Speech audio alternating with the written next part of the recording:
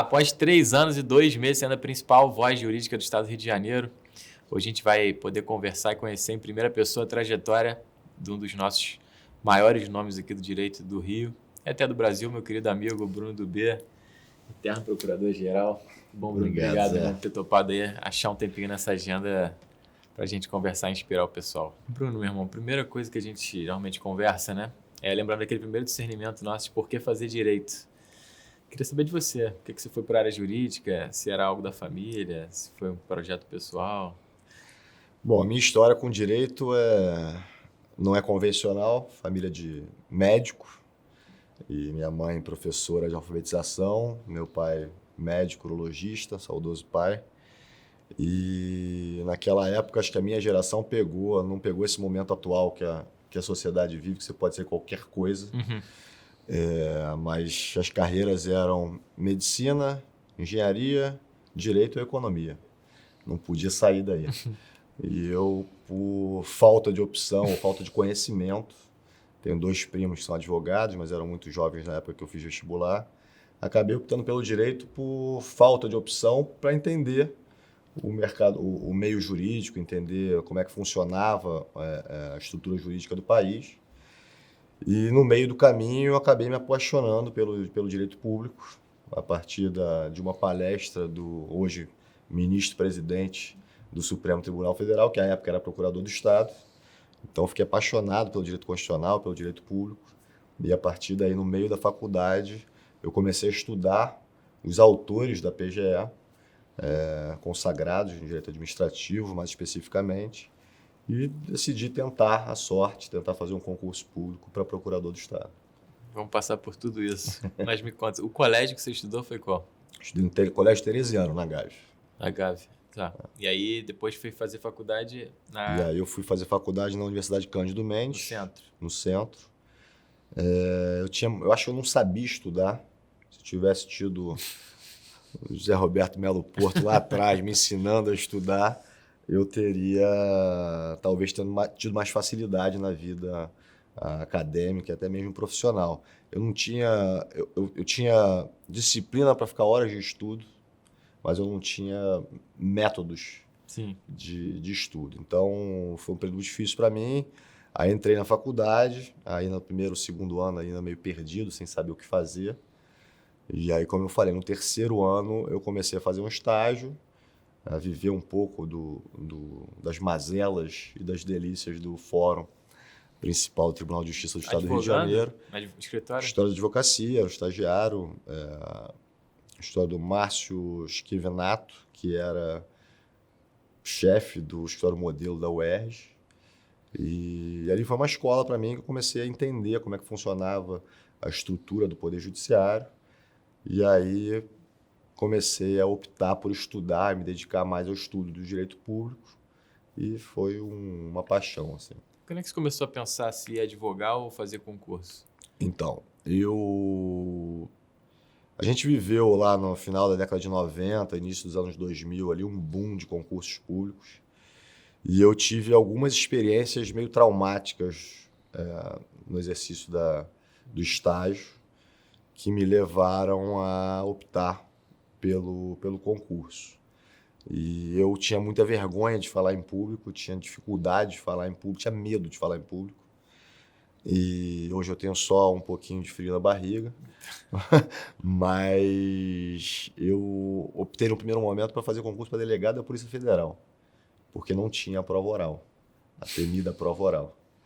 Então, mas no meio do caminho foi um fogo de palha, porque na verdade eu estava apaixonado pelo direito público, era o que eu queria. Passei a estudar exclusivamente para a Procuradoria-Geral do Estado.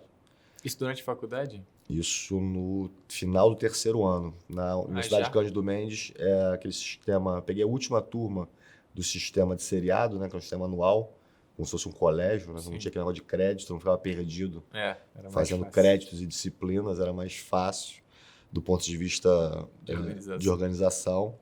E aí, no final do terceiro ano, eu decido estudar para concurso, mas eu não sabia se eu ia conseguir estudar o que tinha para estudar e se eu ia conseguir ter método de estudo. Mas o método é a constância, pô. Exatamente. Aí eu me dediquei no primeiro período do quarto ano a estudar sem ninguém, só para a faculdade. E aí a experiência foi magnífica, eu era muito disciplinado. Estudei muito pelos livros do William Douglas para aprender. Era o Zé Roberto Melo Porto da época, era o que tinha no mercado. Era bem melhor. Era o que tinha no mercado, meu amigo, hoje amigo William Douglas. E aí eu desenvolvi um método de estudo e o mais legal é que eu gostei do processo. Eu gostei de pagar o preço, eu gostava de estudar. Chegava sexta-feira à noite, 11 horas da noite, preparava o material, o lanche. Pra No ir dia pra biblioteca. seguinte, para ir para a biblioteca passar o dia inteiro, 12 horas de E estudo. na biblioteca? Você me contou uma vez que você deu uma moralizada na biblioteca. Né? Essa história é curiosa. A Universidade Cândido Mendes, a biblioteca era quase uma extensão do centro acadêmico. As pessoas iam para lá para conversar, bater papo, para namorar. E primeira vez que eu fui para a biblioteca, eu já estava matriculado no curso Glioche, na Tijuca, eu e meu amigo José Felipe, que tinha o estereótipo daquele lutador de jiu-jitsu, meio Vale de Ismail, saradão, cabeça raspada, grandão, orelha estourada. E a gente se deparou com esse ambiente, de a gente querendo estudar, um sol de verão lá fora, a gente querendo estudar e um barulho danado. E aí ele falava para mim, pede silêncio que eu faço a cara feia. E ele ficava em pé de cara feia, como se fosse brigar com as pessoas, e eu pedia silêncio, as pessoas olhavam para ele, que eu ficava ali fugindo do livro. E aí, depois de 1 ou 2 semanas, a gente moralizou a Biblioteca da Cândido Mendes passou a ser um ambiente de estudo, vinham alunos de todos os cursos e universidades estudar lá, porque o local favorecia muito, né? Perto do centro, no centro da cidade, perto do fórum, perto dos órgãos públicos, então vinha gente de tudo quanto era canto do centro da cidade para estudar na Universidade Cândido Mendes. Aí eu fazia o curso Glioche pela manhã, de 8 às 11. Isso já formado? Não, isso no 4º ano. Eu fiz 3 vezes o curso regular do Glioche. É? Na faculdade. Renovou. Na faculdade. E aí para mim era matar ou morrer. Então, era passar ou passar. Não tinha outra opção. E aí ficaram... Quantos anos você estudou para concurso? Você fez outros vários? Eu estudei 4 anos, 2 meses, 11 dias e algumas horas. Porque eu estudei os 2 anos, o 4º e o 5º ano, e depois que eu saí foram mais 2 anos, até a aprovação. É nome até de curso, né? Isso. Até a aprovação. Mas seu estudo era fundamentalmente o quê? Ler livro? Então, eu tinha um método de estudo. As aulas do curso também. Como eu tive o início de faculdade sem muito propósito, eu era deficitário em algumas matérias importantes. Eu me propus a ler os clássicos, um livro por matéria, e eu tinha uma meta de ler 50 páginas por dia do livro e reler as anotações da aula que eu tinha tido no dia. E aí, no início, ainda na faculdade, se eu tivesse conseguido cumprir as 50 páginas diárias, eu tinha o final de semana livre. Se eu não conseguisse, eu tinha que pagar o preço no final de semana. Você teve algum final de semana livre? Não, no início, na faculdade, eu ainda tive. Mas já para o final da faculdade, segundo semestre do 5º ano, eu já estava numa pressão, já fazendo concurso. Aí eu já tinha batido na trave na PG de São Paulo. Passei para a específica, perdi por uma matéria para ir para a prova oral em processo civil. E aí eu tinha uns métodos assim meio kamikazes, assim. Por exemplo, prova da OAB, eu tinha que estudar uma matéria para fazer a específica, né? Sim. A prova de peça. Você fez em quê? Eu fiz empresarial, que era a minha pior matéria, que eu era o mais fraco. Eu gostava de criminal, na faculdade tinha feito criminal, penal tinha ido muito bem, processo penal também. Eu gostava de direito público, era a minha cachaça, era a minha paixão. E direito empresarial era quase nulo. Aí eu falei, vou estudar direito empresarial agora. Fiquei 3 meses estudando só direito empresarial. Melhorei um pouquinho. Comodismo nenhum. Nenhum. Comodismo nenhum. Tô achando, se você for ouvir essa sua descrição toda, o pessoal vai dizer que você é desequilibrado, exagerado. E aí o primeiro concurso então, que você passou foi na PGA do Rio? Não.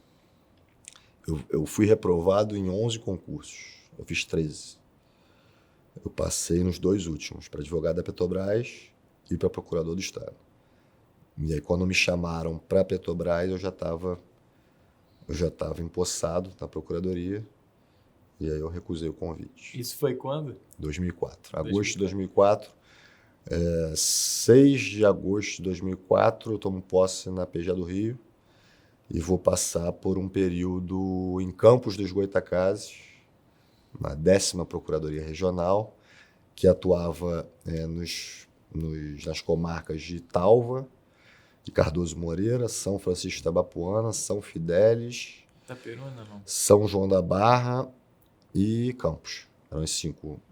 Não, Itaperuna eu passei por um período cumulando Campos e Itaperuna. Tinha um colega que chefiava Itaperuna, ele foi fazer um mestrado ou um doutorado na Inglaterra e faltavam 3 meses para entrar um concurso posterior ao meu. Então eu fiquei 3, 4 meses nas 2 regionais. Foi um período de muita experiência importante na minha trajetória, porque eu conheci o interior do estado. Sim. E advogado no interior era diferente, né? Primeiro porque são menos agentes públicos, você tem uma importância maior. Então, uma Você é o cidade... único procurador lá? Eram 2. Na minha época eram 2. Já teve 3, mas já teve 1, mas normalmente são 2 por regional. Então você tem a figura do prefeito, do presidente da Câmara, do juiz, do promotor, do defensor e do procurador. Então você é meio que uma figura importante. Em Manaus você representa o Estado ali. Exatamente. Mais do que em qualquer lugar. Né? Que tem seu lado bom e seu lado ruim, né? Porque quando vai tudo bem, você tá ali de boa. Quando tá no Você passava a semana inteira lá? Passava a semana inteira. Do início, o famoso TQQ, né? Do estado do Rio de Janeiro. A gente ia terça muito de manhã, pegava um ônibus às 5h30 da manhã, da rodoviária, 9h30 eu estava dentro da regional trabalhando. Eu voltava às vezes sexta, às vezes quinta à noite. E aí eu fui num seminário na Faculdade de Direito de Campos, é uma faculdade prestigiada, bem conceituada no MEC. Eles tinham um programa de mestrado e doutorado coordenado pelo Leonardo Greco, nosso mestre de processo civil. Ele unia o que havia de melhor entre a pós-graduação da UERJ e da PUC e montou um corpo docente ali super interessante. Eu fui num evento deles e, abusado, jovem, pedi para fazer uma pergunta no final. O reitor da universidade, procurador de justiça, então, Levi Quaresma, me chamou para almoçar depois do evento e aí me convidou para dar aula na faculdade e, consequentemente, me incentivou a fazer o mestrado. E eu fiz o mestrado lá durante o tempo que eu fiquei. Durante o tempo que eu fiquei em Campos, eu aproveitei para fazer o mestrado. Fui orientado pelo Leonardo Greco e voltei para o Rio em 2007, início do governo Cabral, gestão da Procuradora-Geral Lúcia Leia.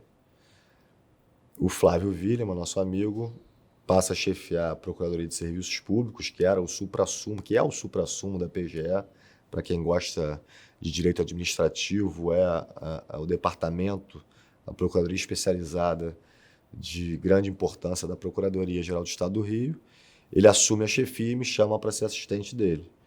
Então, eu fico 2, 3 meses na Regional de Petrópolis e volto para ser assistente do Flávio, e aí a carreira deslanchou. E aí ficou já direto na capital? Fiquei na capital direto, aí fui... Quanto tempo ficou lá no serviço público? Eu acho que eu fiquei uns 6 anos. Com ele? Sim, aí o Flávio saiu para ser desembargador eleitoral. Aí fica afastado? Não, ele sai da chefia. Entendi. Ele ficou, aí eu passei a ser chefe dele, passei a chefiar a Procuradoria de Serviços Públicos, a chamada PSP, durante o período que o Flávio ficou lá, e depois eu me candidato a presidente da Associação de Procuradores do Estado. Isso quando? Isso foi 2014. Agora? 14, 15, 16. 3 anos. O mandato de 2 anos, mas fiquei ali os 2 anos, um período de muita experiência, muito legal, porque eu consegui conhecer os 300 procuradores da ativa. e os 250 aposentados. Período que eu conheci muito a estrutura da procuradoria, porque eu conversava muito com as pessoas, eu atendia muitas pessoas. Foi um período bem bacana.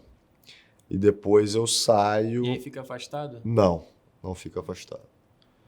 Já eu fico em outra área, atuando no núcleo do Detran, que era destinado ao contencioso do Departamento de Trânsito do Estado, e fico chefiando a associação, liderando a associação. Depois eu faço... aí tem filho, né? Aí a vida muda. Vieram os gêmeos, depois veio a Olívia. Eu cheguei a chefiar a coordenadoria geral das procuradorias regionais, então passei a chefiar o interior do estado do Rio. Quantas regionais são? São 13 regionais. 13? O estado do Rio são 92 municípios, né? É. E aí a procuradoria sempre dividiu por regiões, diferente da defensoria do Ministério Público, que cada comarca tem um profissional. Né? A gente tem menos... regiões que comarca. Não, tem menos procuradores do que, por exemplo, o Ministério Público deve ter 900 membros, a Defensoria 800 e a Procuradoria 300. Então a gente divide por região. Então essa região de Campos que eu atuei cuidava de 5 comarcas, a de Itaperuna cuidava de 13 comarcas. E aí a gente divide por região e eu passei a chefiar. Foi um momento muito legal também de conhecer bastante o interior do estado, de visitar, ver a dificuldade do interior. E no interior a advocacia é mais gostosa para aquilo que eu falava antes, né? Você acaba tendo uma relevância maior, porque você é o procurador daquela região, ou o defensor, o promotor, o juiz. E aí a própria condução das audiências, a relação com o judiciário é uma relação mais fraternal, porque estão todos ali na mesma situação, né? Longe da capital e vivendo uma experiência diferente. Mas normalmente quem fica no interior é mais início de carreira? Ou tem gente então, na minha gestão, não sei se já estou me antecipando, a gente fez um movimento de desinteriorização por conta do avanço do processo eletrônico. Naquele período da pandemia, especialmente, as instituições cresceram muito no processo digital, né? Na virtualização dos processos, e acabou que a gente sentiu que na Procuradoria da Capital a gente tinha departamentos que cuidavam de uma maneira mais racional e uniformizada determinadas ações, determinados tipos de processos. Entendi. Então a gente passou a trazer esses processos para a capital e trazer também os procuradores do interior para a capital. Porque antes a atribuição era por região e vara daquela região. Exatamente. Isso. Agora está por matéria, eventualmente. Agora a gente trouxe tudo que é massa para a capital, tudo que tem núcleo na capital de atuação estratégica, um contencioso mais racionalizado. A gente trouxe todas essas matérias para a capital. Então, o interior a gente tem parte da execução fiscal, inventário, que é uma demanda até da OAB, né, porque movimenta muito a advocacia no interior, precisa de atendimento, parcelamento de débitos, essas coisas. E os processos mais específicos da região. Ações civis públicas discutindo questões da região. Tudo que é inerente ao local de atuação a gente preservou no interior. Entendi. E aí a gente tem hoje 2 procuradores por regional, diminuiu de 40 para 20, mais ou menos, grosseiramente falando. É uma carreira pequena, né? E para quem entra, também não tem esse drama de... Todos que entraram do último concurso, todo mundo na capital, né? Todo mundo na capital atuando, grande parte na área fiscal. Que é a maior demanda, imagino. Área fiscal e consultoria nas secretarias de Estado. Entendi. E daí, isso ainda na associação, você estava falando que você estava rodando no interior, conheceu muita gente, e depois da associação... Aí eu chefiei no governo Witzel o interior, e aí antes do governo Witzel, perdão, já era o governo Pezão. Quando acaba o governo Pezão, eu saio e vou para a área de pessoal. E aí, quando gira o governo Witzel, O Flávio volta a assumir a chefia da Judicial, da Serviços Públicos, eu volto a ser assistente dele, até que o impeachment do governador, assume o vice, Cláudio Castro, e 2 meses depois me convida para assumir o cargo de procurador-geral. Eu saio da Judicial e vou chefiar a carreira para a qual eu fiz concurso. E como é que foi esse convite? Como é que chegou até seu nome? Então, eu conheci algumas pessoas do staff do governador, de outros lugares, e o governador sinalizou que queria conversar comigo, com o Flávio, para essas pessoas. E o Flávio, naquele momento, não podia atender, acho que era o nome mais cotado e maior e indicado para aquela missão. O Flávio, por outras razões, não podia assumir e recomenda o meu nome, sugere o meu nome. Essas 2 pessoas que eu conhecia estavam lá no gabinete do governador, validam o meu nome, me apresentam ao governador e então o governador faz o convite, eu assumo a procuradoria. Eu não conhecia, eu não tinha qualquer relação com o governador. O governador Cláudio Castro, quando assume o governo do Rio, quando é eleito com o Witzel, ele era um vereador de primeiro mandato, tinha 2 anos na Câmara, e vai ser vice-governador. Então eu não o conhecia. Começo a ouvir falar dele quando começam os rumores de que o governador seria afastado e tudo mais. E tive uma ótima relação com ele, uma ótima empatia, sempre muito cordial, muito respeitoso comigo. Me ajudou muito a construir o meu projeto de gestão na PGE. Eu não tive nenhum problema com o governador, só uma relação profícua, de muita entrega, de muita dedicação. E acho que a gente conseguiu construir. Uma relação duradoura, né? Sim, espero que sim. Não, eu digo, mas mesmo objetivamente esses 3 anos e 2 meses, sim, não é sim, comum, né? Sim, não. Tanto tempo na frente. Eu logo quando eu assumi, tem uma galeria dos ex-procuradores gerais com as fotos, ali o período que cada um ficou. A média que se fica é mais ou menos 1 ano e meio, 2. A gente tem 2 casos emblemáticos que fugiram da regra. O primeiro é o Francesco Conte, falecido recentemente, que ficou no total aí uns 5 anos e meio.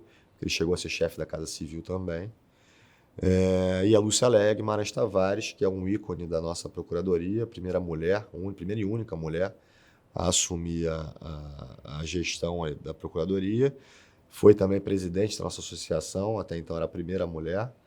Hoje já temos a segunda e possivelmente uma terceira na próxima.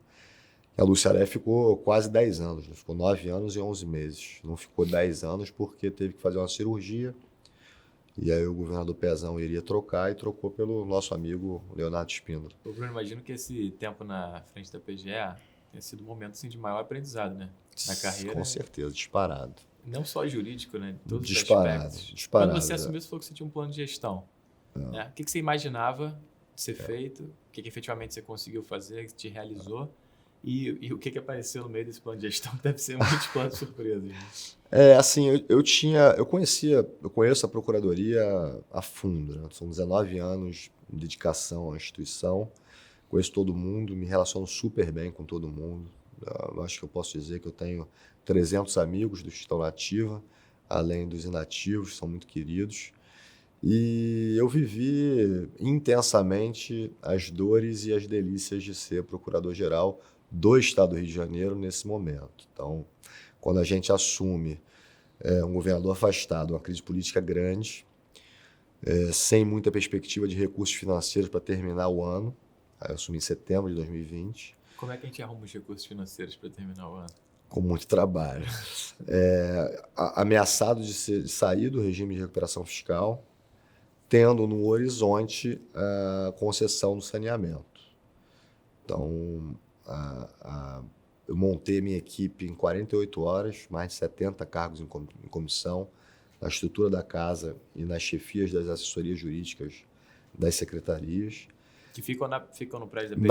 Não. Ficam espalhadas pelas secretarias. Entendi.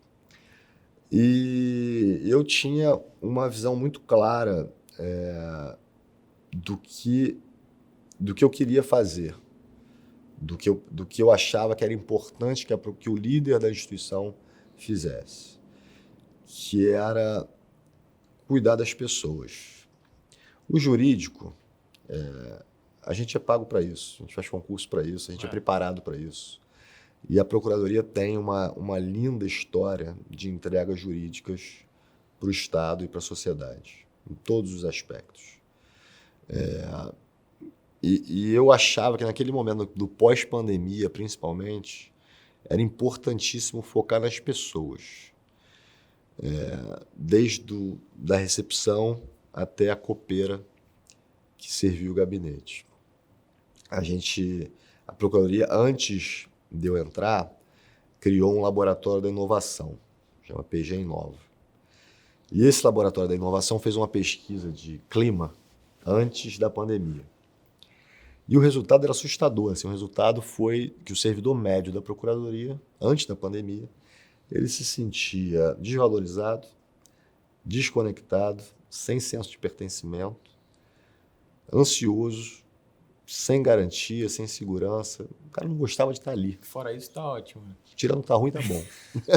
O cara não gostava de estar ali. Até apelidaram o servidor médio de Serafina, que em grande medida tinham mais mulheres do que homens respondendo à pesquisa. E eu li essa pesquisa um mês antes de eu entrar. E eu fui chamado, a primeira coisa que eu fui ler foi a pesquisa de novo, para relembrar. E, a gente tem que fazer alguma coisa para essas pessoas, não é possível. Porque numa instituição, metade das pessoas, ou a média das pessoas, se senta assim. E essa pesquisa foi um norte, assim, eu até brinquei com o pessoal, na primeira reunião de gestão, ainda virtual, a gente tem que fazer alguma coisa para resgatar a Serafina. E aí virou o projeto Resgate de Serafina. E aí eu imediatamente criei um laboratório. Eu queria ter criado o Laboratório da Felicidade. Só que na pandemia, não dava. Se eu criasse o Laboratório da Felicidade, ia naufragar em uma semana. E aí a gente deu um nome pomposo, muito propício e típico do meio jurídico, o Laboratório da Qualidade de Vida do Ambiente do Trabalho.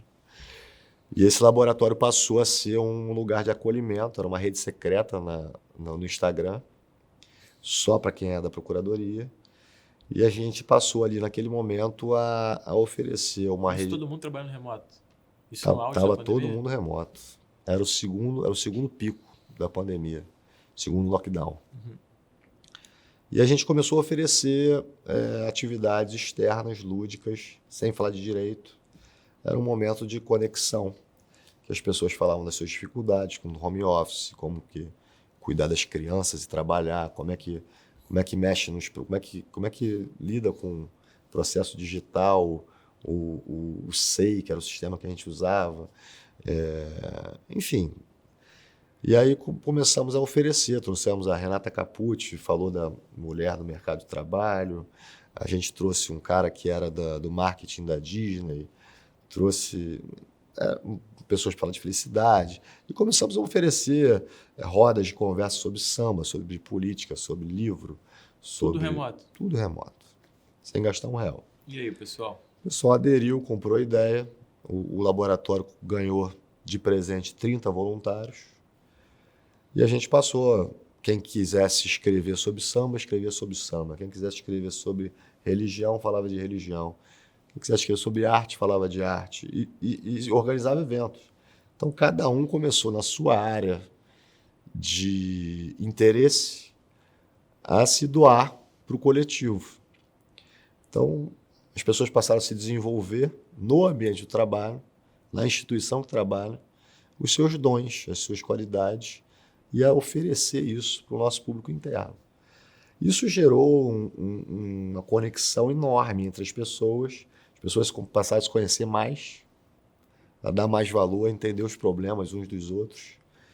E foi muito impactante quando a gente criou, e aí já estava a pandemia se dissipando, a gente criou duas comissões importantíssimas, que foram as comissões de igualdade de gênero e a comissão antirracista, que foram duas comissões muito importantes para justamente dar lugar de fala para grupos que não tinham espaço para falar dos seus problemas, para reivindicar direitos, alertar, chamar atenção. E essas 3 iniciativas, o Laboratório da Qualidade de Vida, a Comissão de Gênero e a Comissão Racial, que visava discutir o racismo estrutural internamente. E isso foi muito disruptivo, porque passou a, como eu disse, a dar voz e estrutura para as pessoas debaterem temas importantíssimos da nossa sociedade. Aí a gente entrou numa jornada que não tem volta. Eu passei a ser uma pessoa completamente melhor, diferente, e passei a me conhecer mais, a me interessar sobre a dor do outro. Isso me chama muita atenção. E aí, nesse caminho todo, a gente foi naturalmente cuidando das pessoas, porque a gente cuidava das dores das pessoas.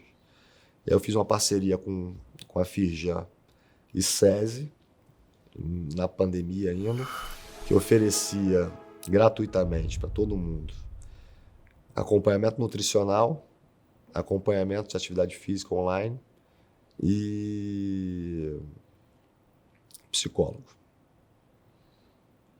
Clamor por um acompanhamento psicológico e uma rede de apoio psicológico era fundamental. A gente não sabia que a gente precisava tanto. A pandemia deu uma escancarada. E a Serafina ficou bem depois? A Serafina... Teve uma nova pesquisa? Teve. A Serafina voou. Outra pessoa. Legal dizer isso, né? Porque são os projetos que não aparecem para fora. Não, outra pessoa. Que não tem nenhuma pretensão política externa, mas que geram frutos para dentro, né? Cuidar da instituição. Mesmo. Exatamente. E aí, nessa perspectiva do mental, a gente... Passei por algumas situações que me marcaram muito, né? A primeira delas é que logo quando a gente inaugurou o Laboratório da Qualidade de Vida,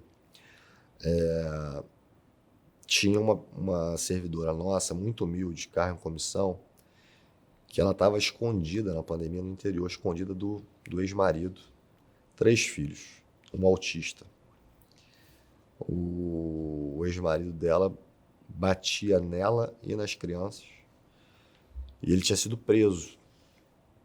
E naquela semana ela soube que ele estava solto e ele tinha meio que descoberto a região que ela morava.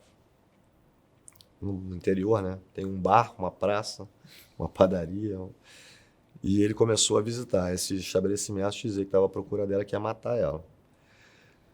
E essa menina manda uma mensagem para os voluntários do laboratório, tarde da noite, 11h30 da noite, chorando, dizendo que ia morrer, que o cara ia matar ela e as crianças. E eu sou contactado meia-noite e eu ligo para o chefe da polícia, então chefe da polícia do Rio, secretário-chefe da polícia, passo a situação para ele e ele fica sensibilizado, montam uma operação e prendem um camarada de novo, conseguem uma medida protetiva, prendem ele. E no dia seguinte, em 24 horas prendeu o rapaz. No dia seguinte eu recebo um áudio dessa menina, que ela manda agradecendo, que é de partir o coração. Então esse foi um primeiro choque assim, imediato de como a vida das pessoas é difícil e diferente da nossa. Né? Nós estamos nos cargos do ápice da pirâmide hierárquica do funcionalismo público. Você vê que a vida das pessoas é muito difícil, né? Que a gente realmente tem um privilégio de estar ocupando essas posições. E se a gente está ocupando essas posições, alguma coisa a gente tem que fazer por essas pessoas. Então esse foi o primeiro marco. O segundo, a gente perdeu tragicamente um estagiário que se suicidou, também no interior do estado. E aí a gente já tinha no laboratório, foi muito trágico, foi uma comoção. Eu pedi para fazerem uma intervenção, que é o que se faz quando tem um evento trágico desse. Os psicólogos vão no departamento, vão ver como é que as pessoas que conviviam com a vítima, para entender, para dar um suporte. E aí quando a nossa equipe foi fazer uma ação lá, ela voltou, tinha uma psicóloga que estava de voluntária no laboratório. Ela volta, me procura e fala, olha, a gente tem mais 7 possíveis clientes ou candidatos tem um nome técnico que eu não vou me lembrar agora. Tem 7 profissionais na procuradoria que podem cometer suicídio a qualquer momento. E isso para mim foi um baque. O que a gente faz para reverter? Como é que você reverte? Como se tivesse 7 vidas na tua mão. O que você vai fazer para salvar? E aí a gente começou a estruturar um trabalho de campo, a atender essas pessoas.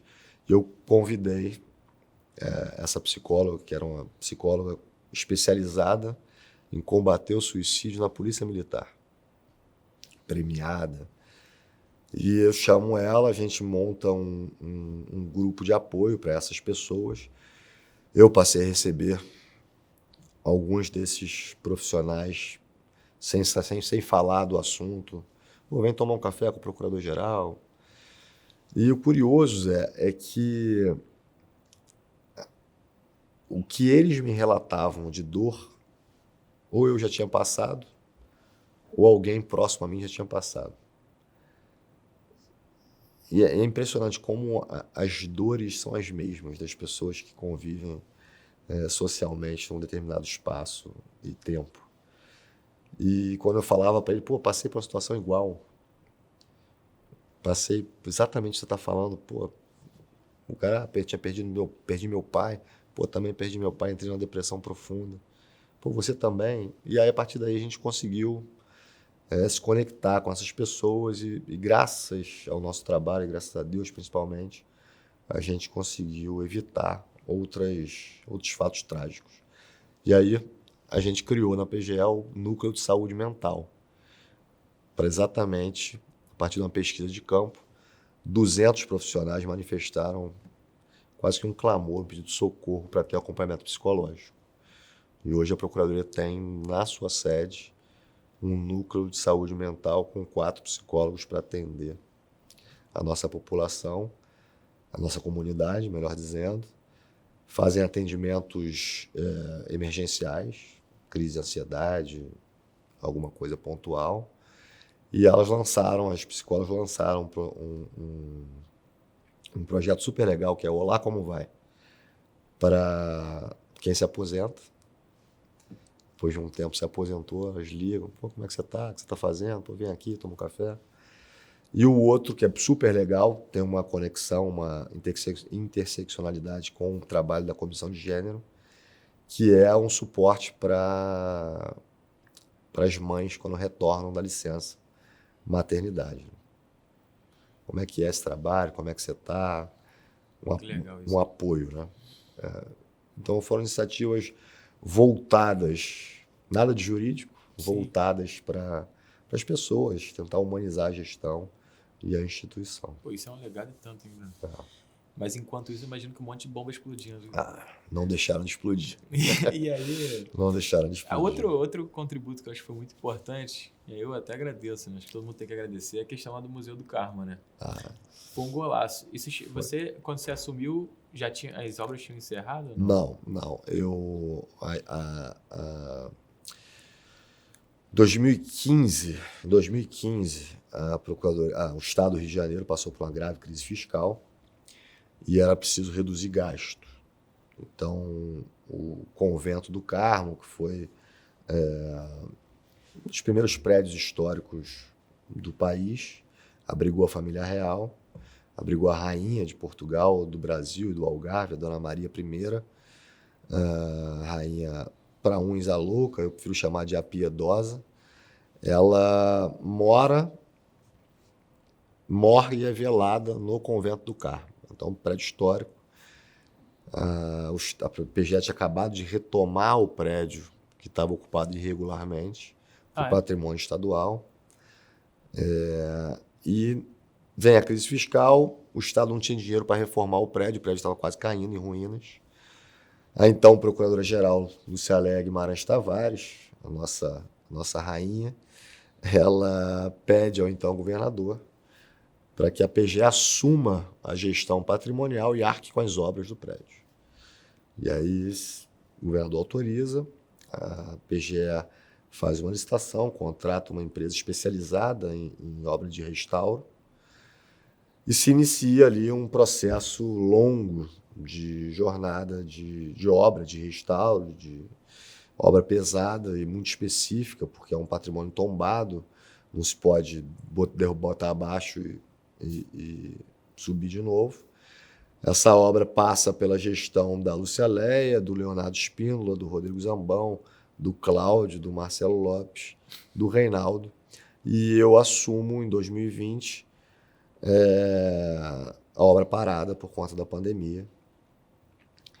A PGE tinha perdido um pouco de interlocução com a empresa por várias questões, e aí eu retomo, chamo a empresa e começo a implementar uma rotina de acompanhamento da obra fora do usual, porque eu queria inaugurar o Convento do Carmo na minha gestão, e a gente consegue estabelecer alguns acordos com a empresa, uns débitos estavam em aberto, a empresa reconhece a sua parcela de responsabilidade, a gente consegue avançar e termina a obra. E é uma obra super legal porque a PGE conseguiu entrar, e aí já entrando na pauta ESG, tão falada pauta ESG, e se comunicar muito com a sociedade através de ações culturais. Então lá no Convento do Carmo a gente criou uma galeria de arte, já fez 4 exposições, espetaculares as exposições, a custo zero. A PGE só gastou com seguro, transporte e montagem. Os artistas, ou eram artistas que doaram as obras, quer dizer, melhor, emprestaram as obras para a exposição.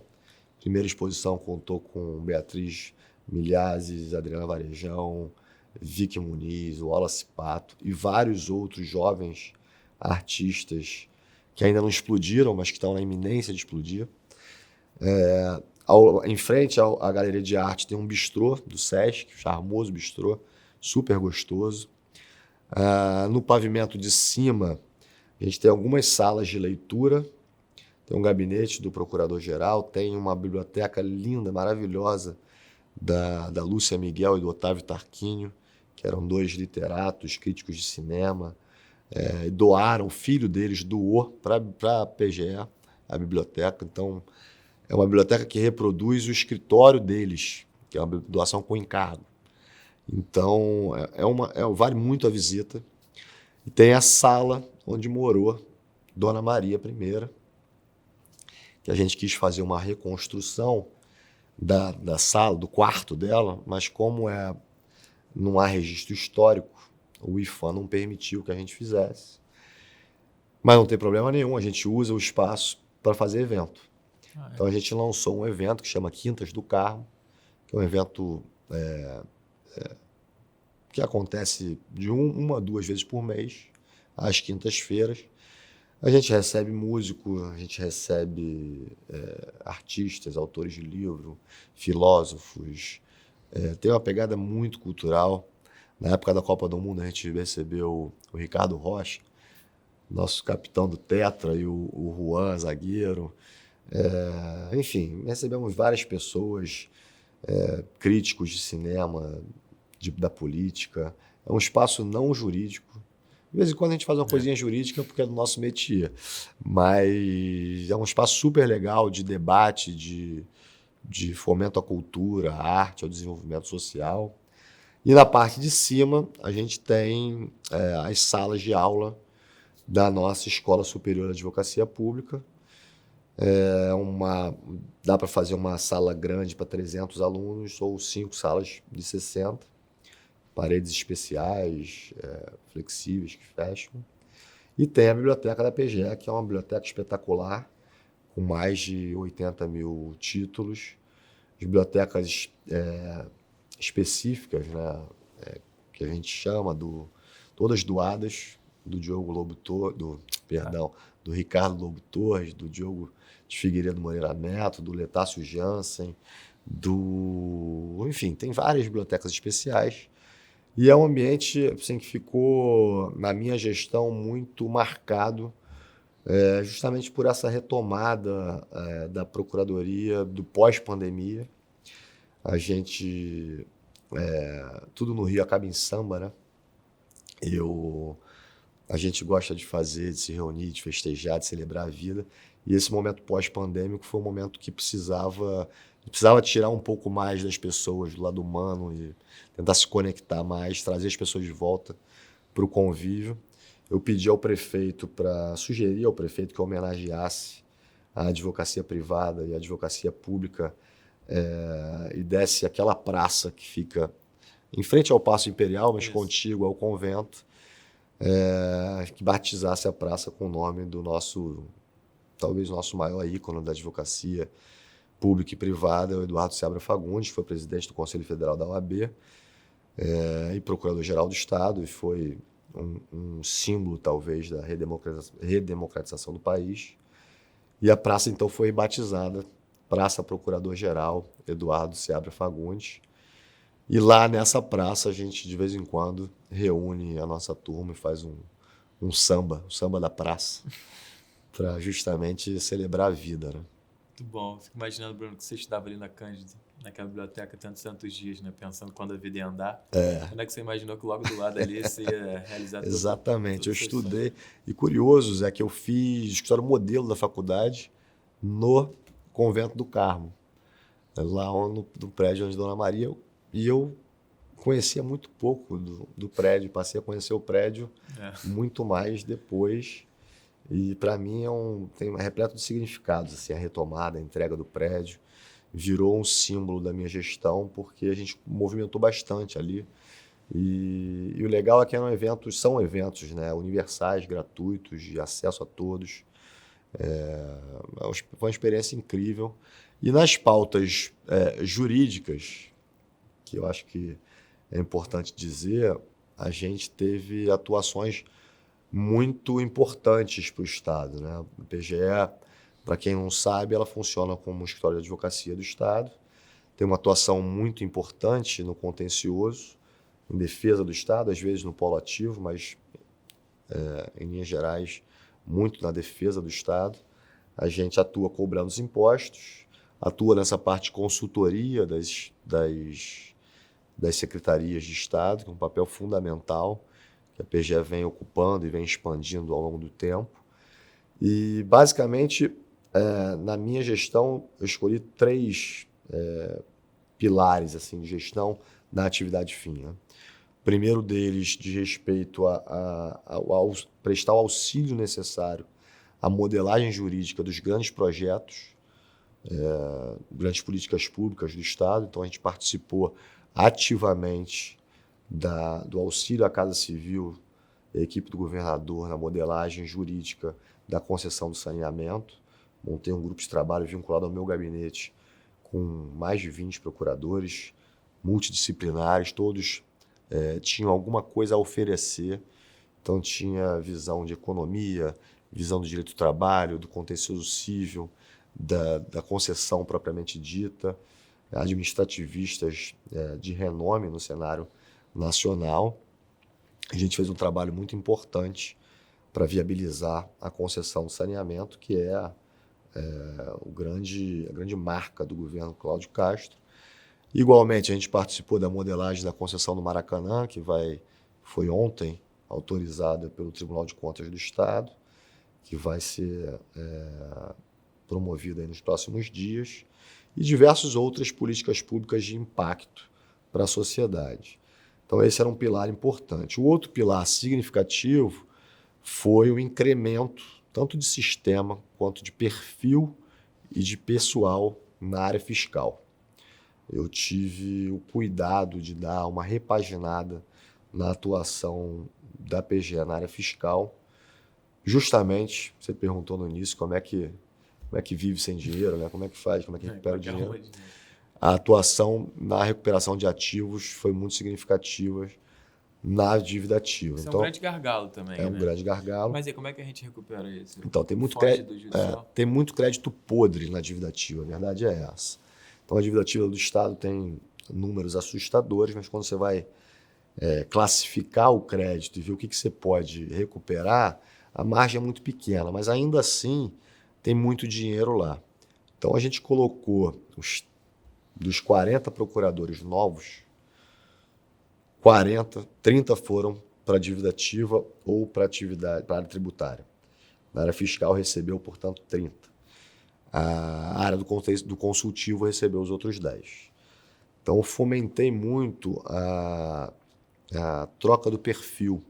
Aqueles procuradores novos, cheios de energia, que entraram agora querendo produzir, Então, a gente criou núcleos estratégicos de atuação para buscar justamente os maiores devedores do Estado, forçando eles ou a fazer parcelamento ou efetivamente pagar.